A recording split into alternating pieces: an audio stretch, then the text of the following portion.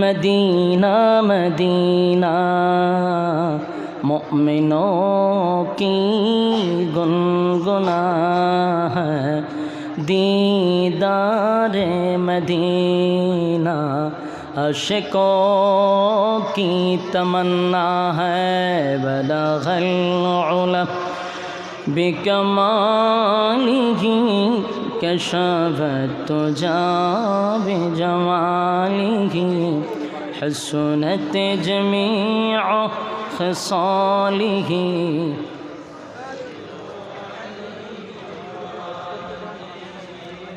बक्से बढ़ान আলহামদুলিল্লাহ। মাতুব্বর থানার অন্তর্গত মাতুব্বর বাজার দারুল কোরআন কওমি মাদ্রাসার উদ্যোগে হাফেজ ছাত্রদের পাগড়ি প্রদান উপলক্ষে আয়োজিত আজকের বার্ষিক ইসলামী মহাসম্মেলনের সম্মানিত যিনি সভাপতি হাফেজ মৌলানা ক্যারি কেফায়েতুল্লাহ নুমানি সাহেব দামাত বরকাতুহুম, আজকের মাহফিলের সভাপতিত্ব করছেন আলহাজ মিজানুর রহমান মিজান সাহেব, চেয়ারম্যান ৮ নং বুল্লা ইউনিয়ন পরিষদ। আজকের মাহফিলের যিনি প্রধান অতিথি ছিলেন আল্লামা হাফেজ উমর মুকাদ্দাস পীর সাহেব নোয়াখালী দামাত বরকাতুহুম। প্রধান মেহমান আলহাজ অ্যাডভোকেট মাহবুব আলী এমপি মহোদয় সাহেব, হবিগঞ্জ ৪ আসন মাননীয় প্রতিমন্ত্রী বেসরকারি পরিবহন ও পর্যটন মন্ত্রণালয়।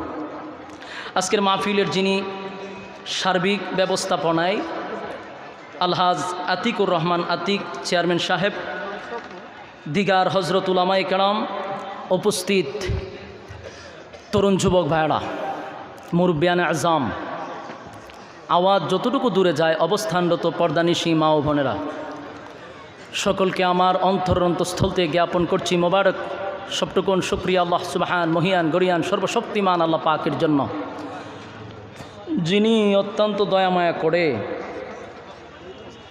হাজারো মানুষের মাঝখান থেকে যাচাই বাছাই করে নির্বাচিত করে পছন্দ করে মহব্বত করে জান্নাতি বাগানে উলামায়ে কেরামদের সহবতে আসার এবং বসার যে তৌফিকটুকু দান করেছেন, এই জন্য আমরা শুকরিয়া আদায় করছি আলহামদুলিল্লাহ। লক্ষ কোটি দুরুদ এবং সালাম আল্লাহর সৃষ্টির প্রধান আকর্ষণ জনাবে মুহাম্মদুর রাসূলুল্লাহ সাল্লাল্লাহু আলাইহি ওয়াসাল্লামের উপর। সম্মানিত সুধী, সময় খুব কম, অল্প সময় আমি ভূমিকা না দিয়ে সরাসরি আমার তেলাওয়াতকৃত আয়াতগুলিতে চলে যাচ্ছি। আমি আপনাদের সামনে মহাগ্রন্থ আল কোরআন থেকে 114টি সূরার মধ্যে 85 নম্বর সূরায়ে বুরুজ থেকে কয়েকখানা আয়াতি কারিমা তেলাওয়াত করেছি। আয়াতগুলিকে সামনে রেখে সরাসরি আমি আলোচনার ভিতরে ঢুকবো ইনশাআল্লাহ। রব্বি কারীম যেন বলনেওয়ালাকে বলার তৌফিক দান করে, শ্রবণকারীকেও যেন শ্রবণ করার তৌফিক দান করে, আমিন। আমি আপনাদের সামনে সূরায়ে বুরুজ তেলাওয়াত করছি। সূরাটি নাজিল হয়েছে মক্কায়, তাই এটা মাক্কি সূরা। এখন এই সূরাটা আল্লাহ কেন নাজিল করল, নাজিলের কারণ কি, তার প্রেক্ষাপট কি, কোন অবস্থার পরিপ্রেক্ষিতে আল্লাহ সূরা নাজিল করছেন, যেটাকে আমরা তাফসীরের ভাষায় বলি শানে নজুল, নাজিলের কারণ। সূরায়ে বুরুজ নাজিল করেছিল নির্যাতিত মুসলমানদেরকে সান্ত্বনা দেওয়ার জন্য।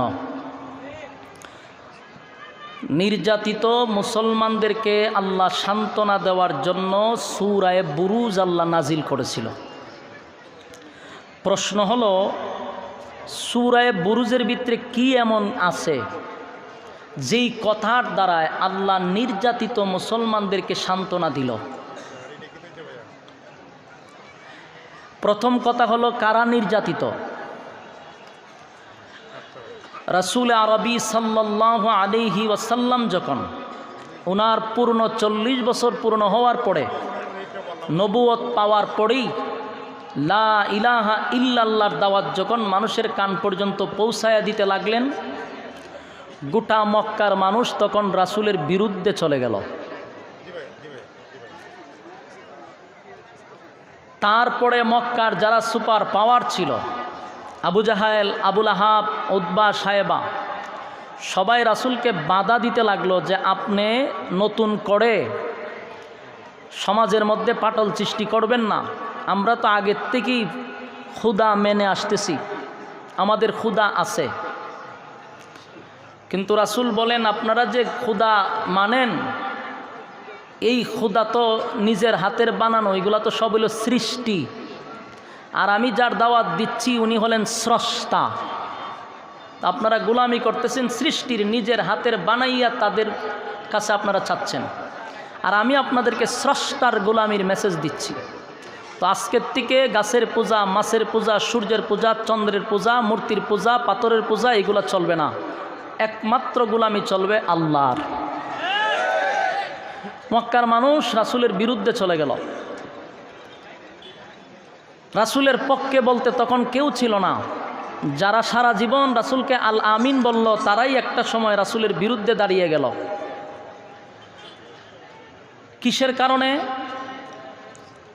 ইমানের দাওয়াত দেওয়ার কারণে, এক আল্লাহর পরিচয় মানুষের কাছে তুলে ধরার কারণে রাসূলের বিরুদ্ধে দাঁড়াইছে।